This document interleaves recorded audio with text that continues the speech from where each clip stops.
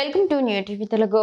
తెలంగాణ ప్రభుత్వం ప్రతిష్టాత్మకంగా చేపట్టిన మూసీ నది పునరుజ్జీవన ప్రాజెక్టులో మరో కీలక ముందడుగు పడింది. హైదరాబాద్ శివార్లలోని గండిపేట మండలం మంచిరేవుల వద్ద 700 కోట్ల రూపాయల భారీ వ్యయంతో నిర్మించనున్న ఓంకారేశ్వర స్వామి ఆలయ నిర్మాణ పనులకు సీఎం రేవంత్ రెడ్డి శంకుస్థాపన చేశారు. ఉప ముఖ్యమంత్రి బట్టి విక్రమార్క పలువురు ఎమ్మెల్యేలతో కలిసి ఆయన భూమి పూజ కార్యక్రమంలో పాల్గొన్నారు. మూసీ తీరాన్ని ఆధ్యాత్మిక పర్యాటక కేంద్రంగా మార్చే లక్ష్యంలో భాగంగా 8 ఎకరాల విస్తీర్ణంలో ఈ ఆలయాన్ని నిర్మించనున్నారు. శృంగేరి శారదాపీఠం జగద్గురువుల సూచనల మేరకు ఈ ఆలయ డిజైన్ను ఖరారు చేశారు. ఆలయ ప్రవేశంలో 100 అడుగుల ఎత్తైన రాజగోపురం, సాంస్కృతిక కార్యక్రమాల కోసం ప్రత్యేక మండపాలు నిర్మిస్తారు. 207 అడుగుల పొడవైన మహామండపం, దానిని ఆనుకుని ఓంకారేశ్వర మందిరం కొలువుతీరనుంది. యాదగిరిగుట్ట తర్వాత రాష్ట్రంలోనే రెండో అతిపెద్ద గర్భాలయంగా ఇది నిలవనుంది. రామప్ప యాదగిరిగుట్ట నిర్మాణాల్లో వాడిన నాణ్యమైన కృష్ణశిలతోనే ఈ ఆలయాన్ని కూడా నిర్మించనుండడం విశేషం.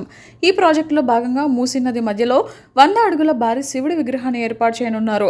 నదిపై చెక్ డ్యాం నిర్మించి బోటింగ్ వంటి పర్యాటక సౌకర్యాలను కల్పించనున్నారు. ఆలయానికి వచ్చే భక్తుల సౌకర్యార్థం 2000 వాహనాలకు సరిపడా పార్కింగ్ వసతి, ఔటర్ రింగ్ రోడ్ నుంచి నేరుగా కనెక్టివిటీ కల్పిస్తారు. సమీపంలోని శతాబ్దాల చరిత్ర కలిగిన వీరభద్రస్వామి ఆలయం ఉన్న గుట్టపైకి వెళ్లేందుకు అత్యాధునిక తీగల వంతెనను నిర్మించనున్నారు. ఈ ప్రాంతంలో ఇప్పటికే 1400 ఏళ్ల నాటి చాళుక్యుల కాలం నాటి మచలేశ్వర ఆలయం, 800 ఏళ్ల నాటి కాకతీయుల వీరభద్రస్వామి ఆలయం ఉన్నాయి.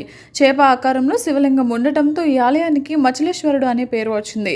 ఇప్పుడు నిర్మించబోయే అధునాతన ఓంకారేశ్వర ఆలయంతో ఈ ప్రాంతం ప్రాచీన ఆధునికతల సంగమంగా మారి చిన్న శ్రీశైలంగా ప్రసిద్ధి చెందుతుందని ప్రభుత్వం భక్తులు ఆశాభావం వ్యక్తం చేస్తున్నారు.